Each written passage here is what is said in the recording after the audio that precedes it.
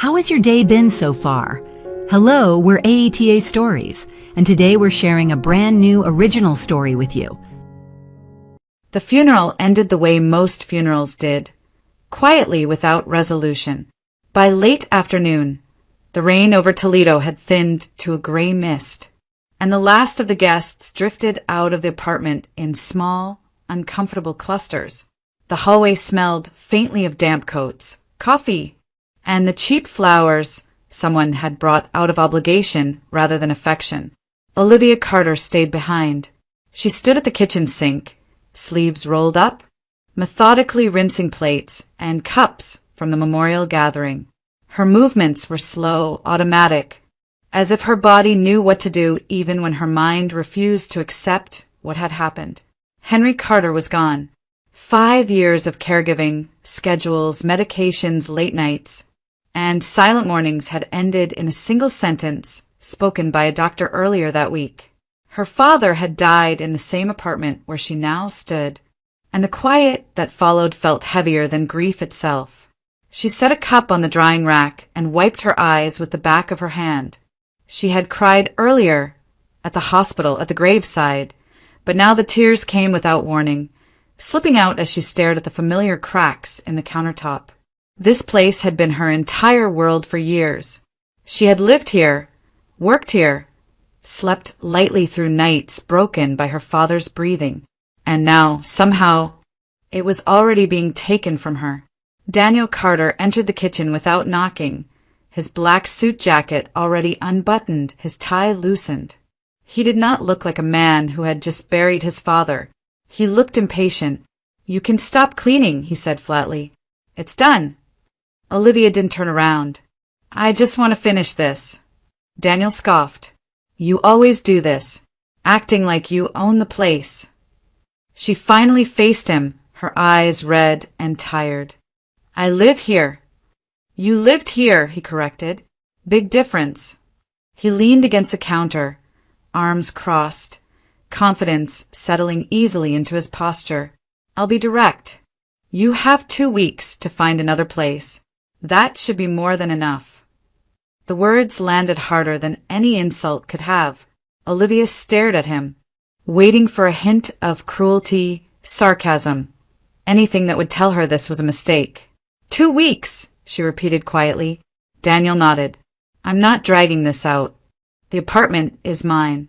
Dad always said it would be." "How do you know that?" she asked. "The will hasn't even—" "Don't pretend," Daniel cut in. "You know he never forgave you. He wasn't going to leave you anything." From the living room, Rachel Carter remained silent. She walked slowly across the floor, her eyes scanning the walls, the furniture, the old cabinets. She didn't touch anything, but her expression was focused, calculating. Olivia could almost see the apartment through Rachel's eyes. What could be torn out, replaced, modernized? What could be erased?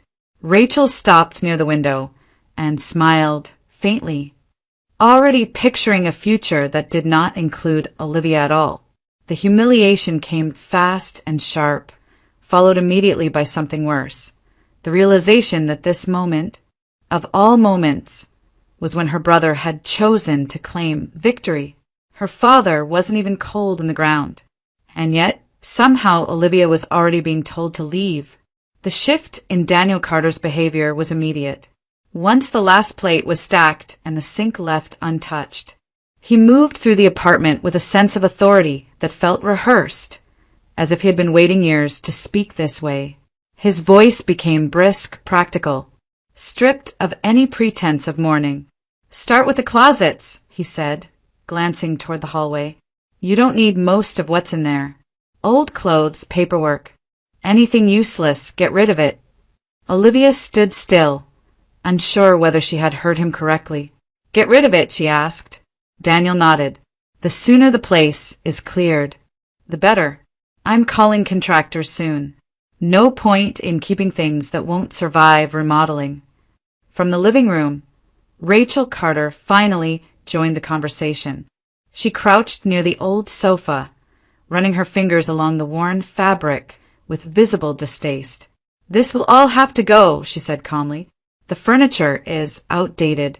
The cabinets, too. Honestly, most of this is just old junk. Olivia felt her chest tighten. That's our father's, she said, her voice trembling despite her effort to stay steady. He bought this table when we were kids. He kept those shelves for decades. This isn't junk, it's his home. Rachel straightened and looked at her without apology. Sentimental value doesn't mean market value, she replied. If something can be sold, fine. If not, there's no reason to keep it. Daniel waved a dismissive hand. Don't make this harder than it needs to be. We're not running a museum. Olivia's composure cracked. You weren't here, she said, the words spilling out before she could stop them. You didn't see him every day. You didn't help him. This place is the only thing he had left. Daniel laughed. Short and sharp. Spare me. You took care of him to make yourself feel better, to earn forgiveness you never got. That's not true, Olivia said. I stayed because he was my father. You stayed because you were guilty, Daniel snapped. Because you walked out years ago and thought playing nurse would erase it. The accusation hit harder than she expected. Olivia shook her head. I didn't take anything from him. I never did. That doesn't matter anymore, Daniel replied coldly. What matters is what's written in the will. And I already know how that ends. You haven't even seen it, she said. I don't need to, he answered. Dad never forgot what you did. He wasn't about to reward betrayal. He stepped closer, lowering his voice as if delivering a final verdict. This apartment is mine. I'm not arguing about it. You have 2 weeks. That's generous. Olivia looked around the room. The familiar walls, the furniture she had dusted and repaired, the space where her father had lived and died. The realization settled heavily in her chest. She wasn't being asked to leave. She was being erased. Daniel turned toward the door.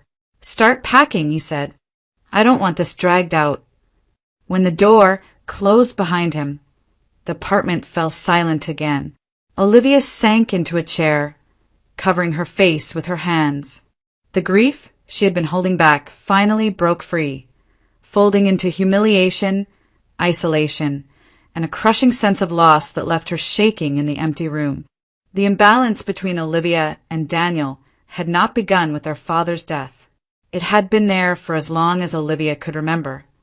Rooted in the year their mother died and never corrected afterward. Olivia was 15 when it happened.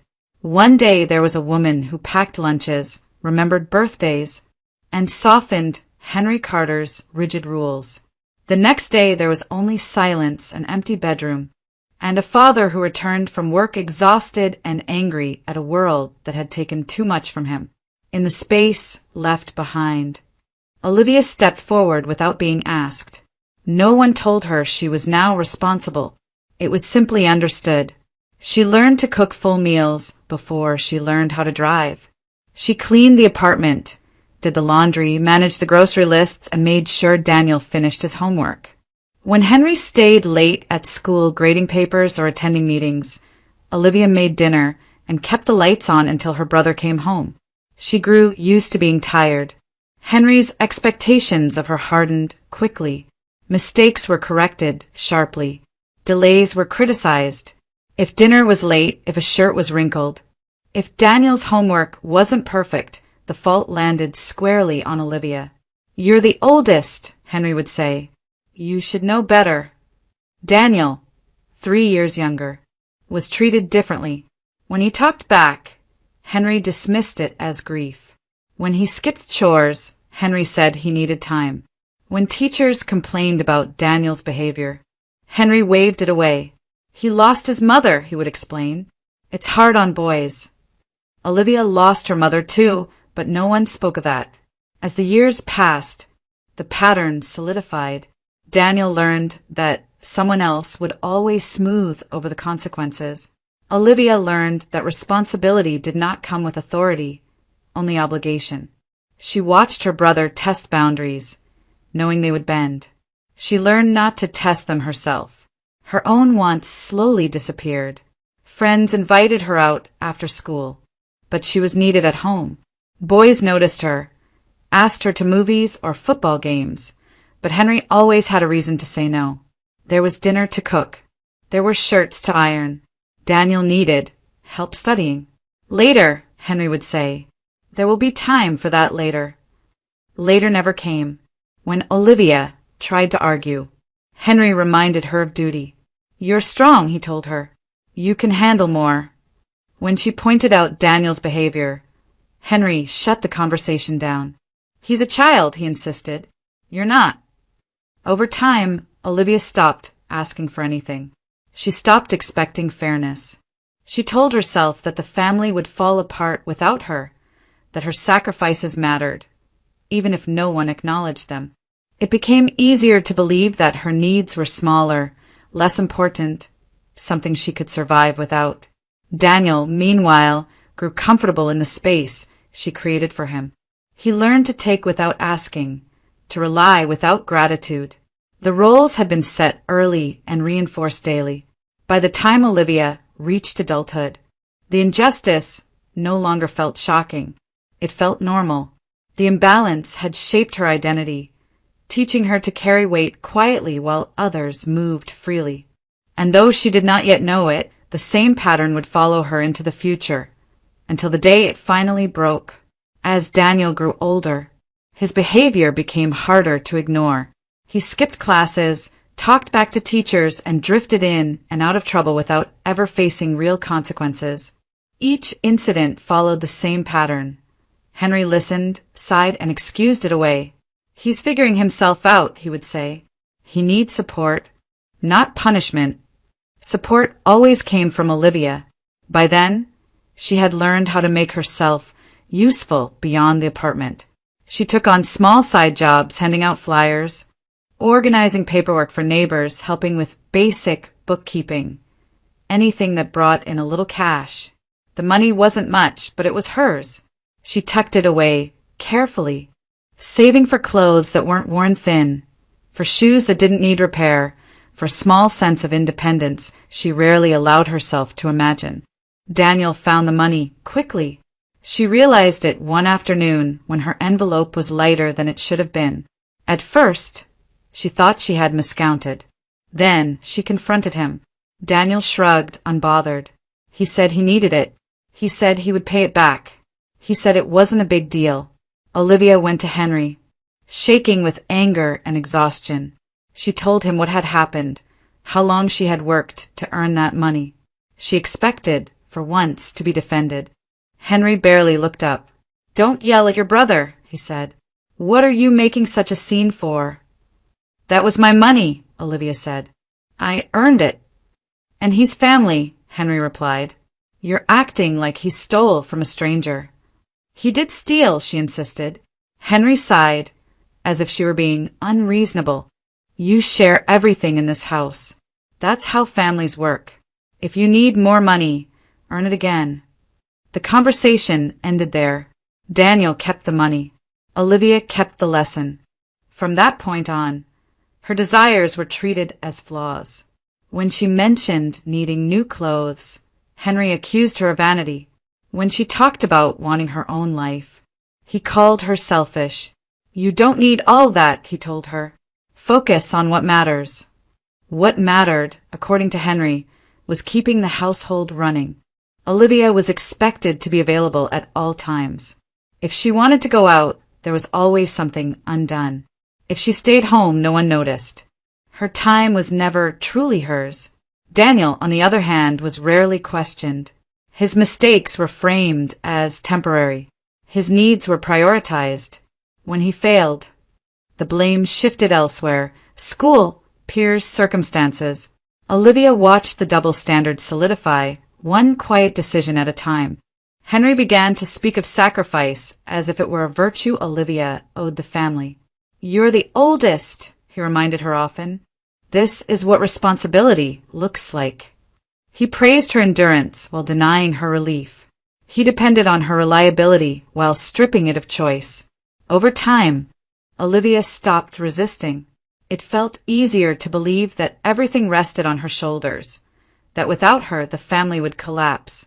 She absorbed guilt that wasn't hers, convinced herself that her wants were secondary, optional, something she could suppress indefinitely.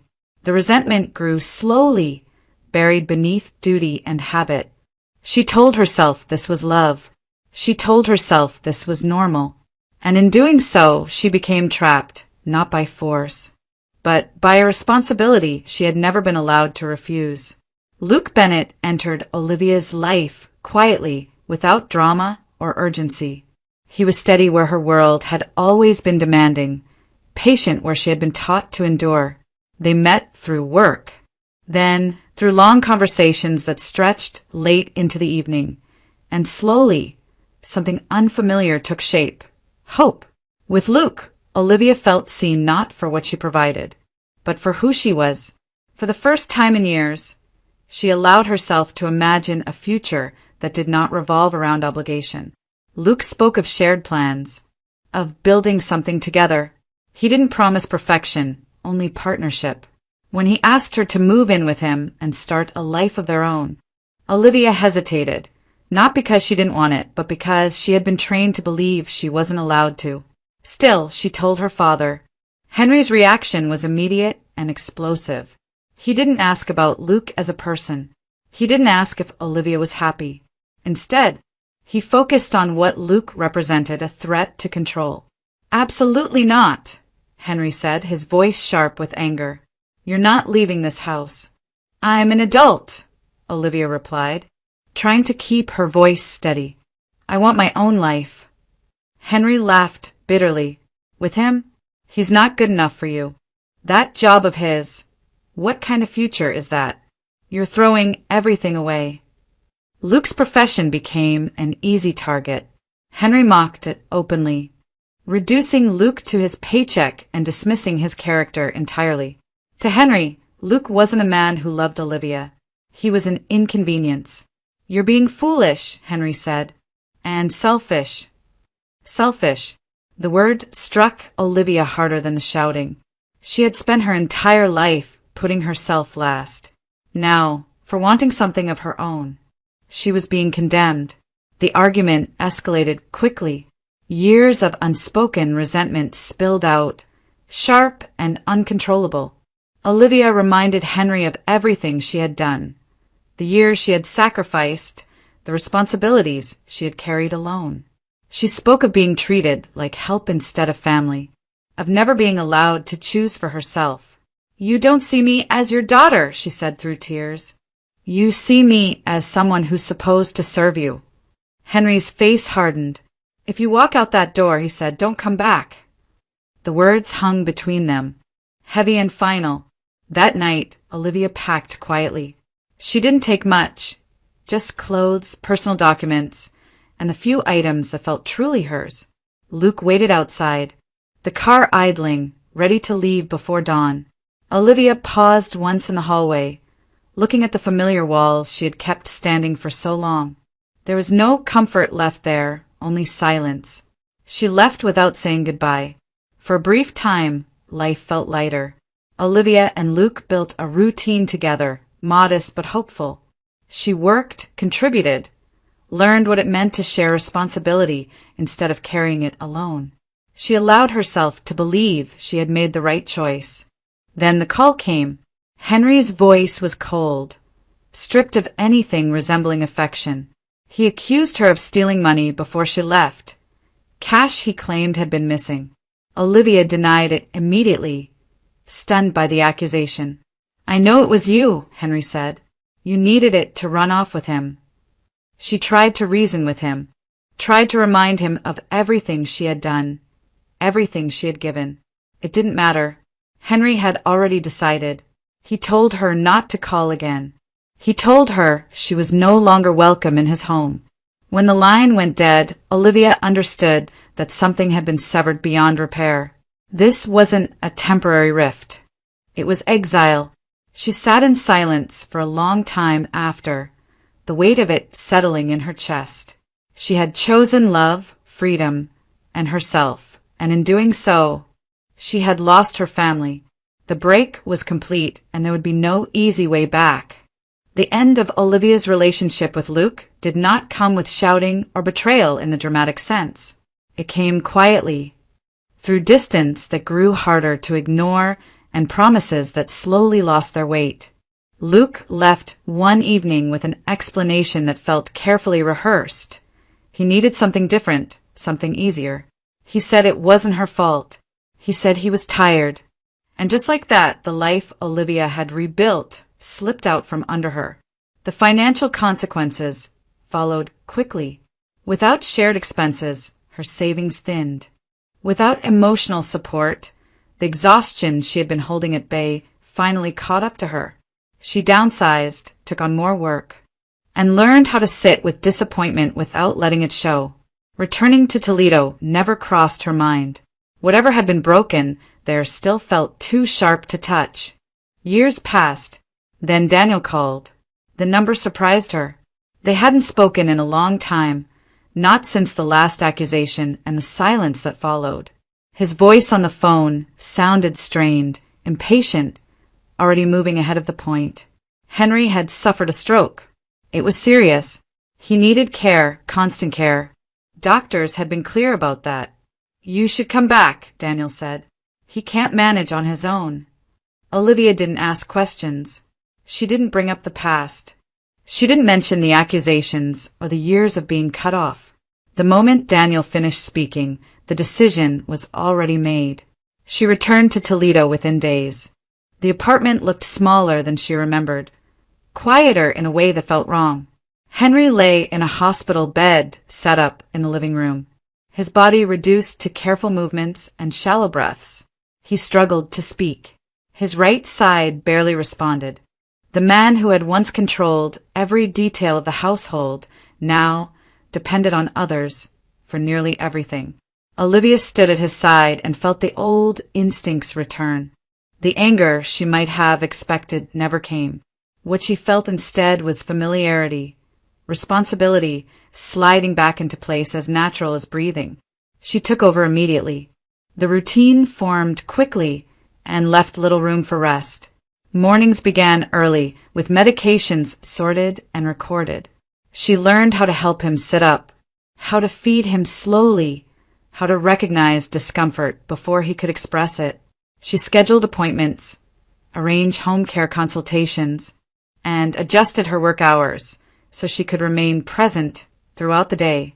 Remote accounting allowed her to earn just enough while never leaving the apartment for long. Days blurred into weeks, weeks into years. Daniel's involvement was minimal. He stopped by occasionally, sometimes with groceries, sometimes with nothing at all.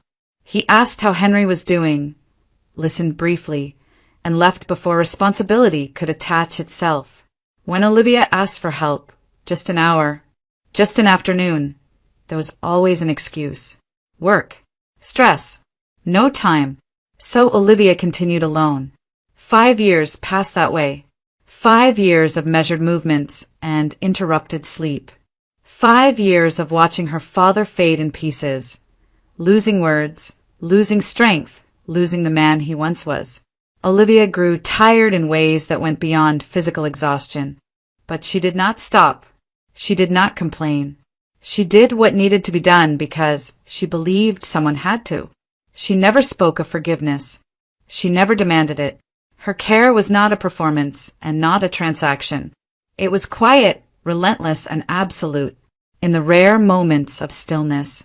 When Henry slept and the apartment was silent, Olivia would sit by the window and watch the street below. Life moved on outside, people walking, cars passing, seasons changing, while her world remained contained within those walls. She did not know how long this chapter would last, only that she would see it through. Whatever had happened before, whatever had been taken from her, Olivia stayed, not because she was asked, but because it was who she had always been. It happened just before dawn, on a morning that began like any other. Olivia had woken early as she always did, listening for changes in Henry's breathing from the living room. The apartment was still dark, the city outside barely stirring. She was halfway through preparing his morning medication when she heard her name. Clear, unmistakable. Olivia. She froze. For a moment, she thought she had imagined it. Henry hadn't spoken in months. Sounds came from him sometimes, fragments, attempts, but never words. Never her name. She rushed to his side. His eyes were open, focused in a way she hadn't seen since before the stroke. His expression was strained, urgent, as if he were holding something back by force. "Don't interrupt me," he said slowly, each word costing him effort. "There isn't much time." Olivia knelt beside the bed, her hands trembling. "You're talking," she whispered. "Dad, I know," he cut in, breath shallow. "Listen." He swallowed, gathering strength. "You didn't take the money." The words landed softly but carried immense weight. Olivia stared at him. "I know," she said, instinctively, not trusting her voice to hold more. "It was Daniel," Henry continued. His speech faltered, but his eyes stayed locked on hers. "He took it. All of it. I found out later. Too late." Something broke inside Olivia then, not loudly, not dramatically, but with a quiet finality. Years of accusation, exile, and silence shifted in an instant, reframed by truth that should have come long ago. Henry's breathing quickened. "I was wrong," he said. "About you. About everything." Tears streamed down Olivia's face. "You don't have to." "I do," he insisted. "I treated you like you owed me your life. I punished you for staying strong." His voice cracked. "I favored him because it was easier.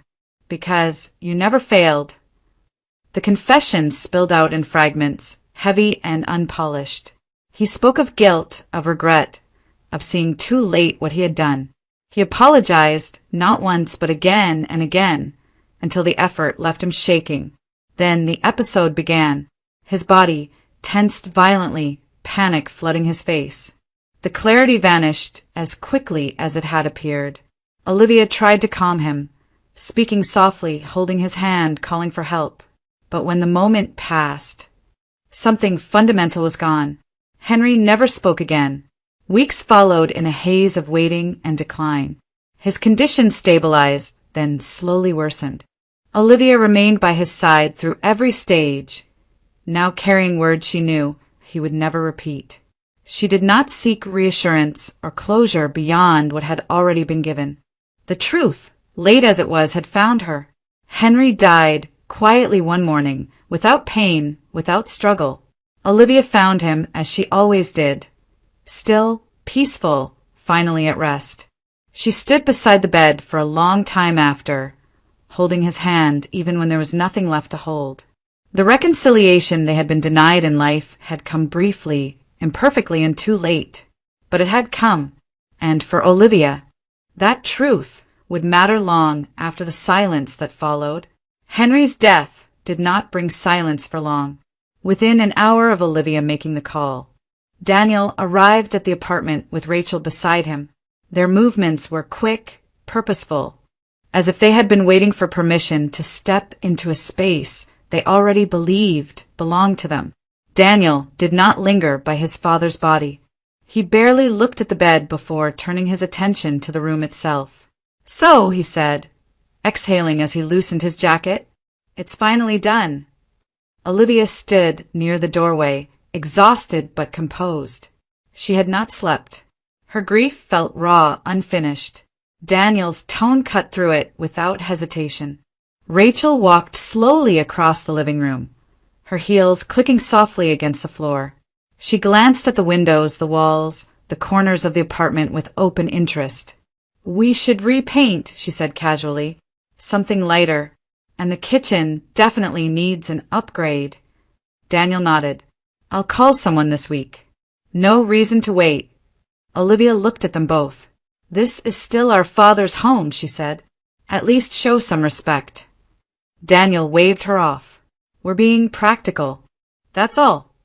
They spoke freely now, no longer bothering to lower their voices.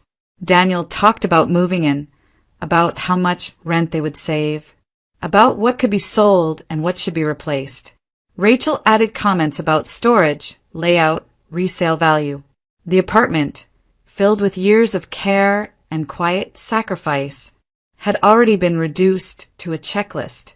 "You'll need to start packing soon," Daniel said, glancing at Olivia. "I don't want this dragged out." Olivia straightened. "I'm not going anywhere."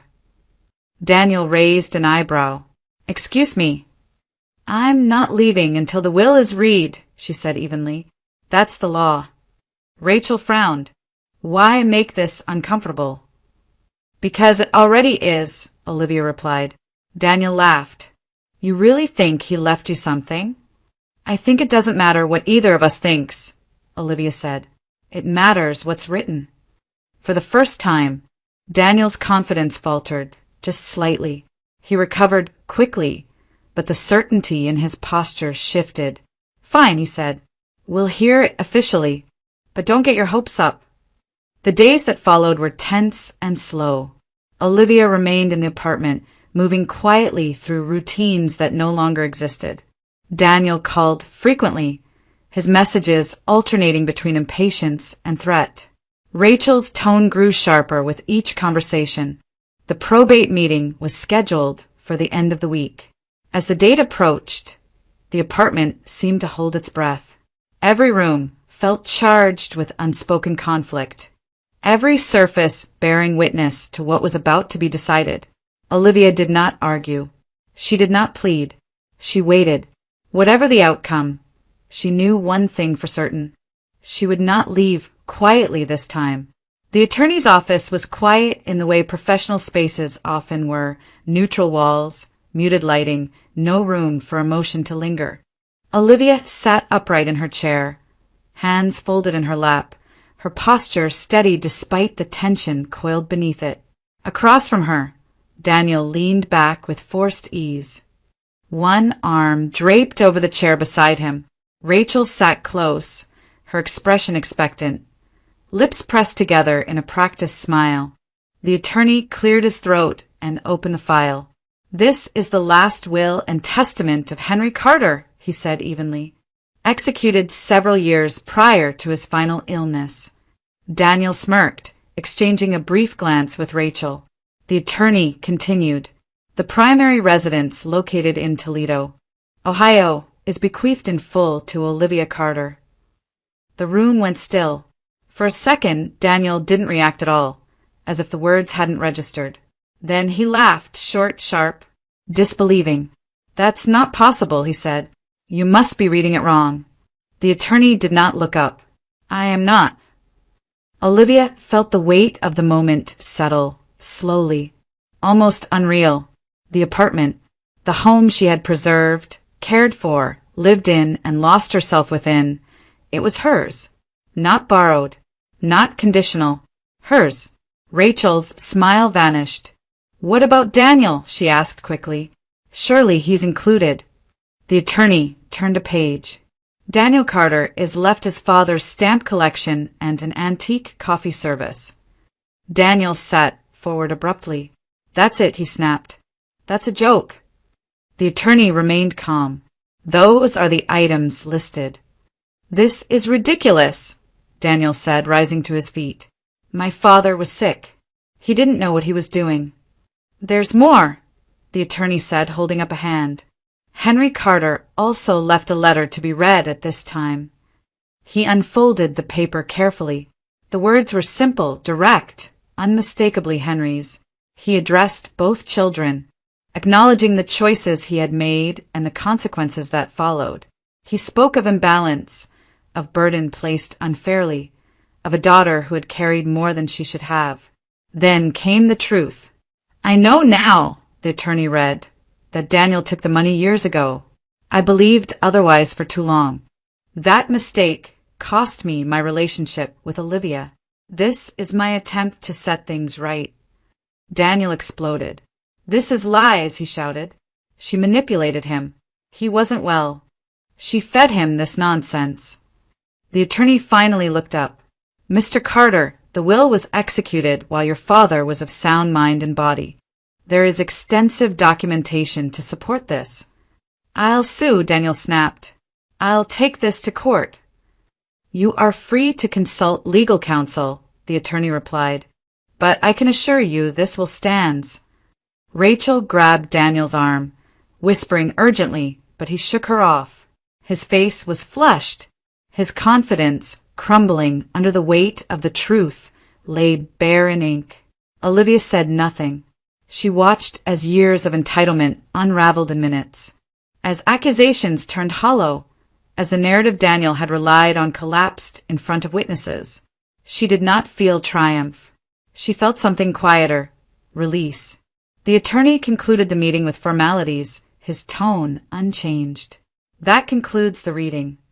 Daniel stormed out, dragging Rachel with him, his anger echoing down the hallway. Olivia remained seated for a moment longer, absorbing the stillness left behind. Justice had arrived without drama, without raised voices on her part. It had come through paperwork, through truth recorded too late, but not too late to matter. When Olivia finally stood and stepped outside, the air felt lighter, not because the past had been erased, but because it had at last been acknowledged. And for the first time, what remained belonged to her. 2 years passed quietly. Olivia ran into Rachel one afternoon near a small grocery store not far from the apartment. At first, Olivia almost didn't recognize her.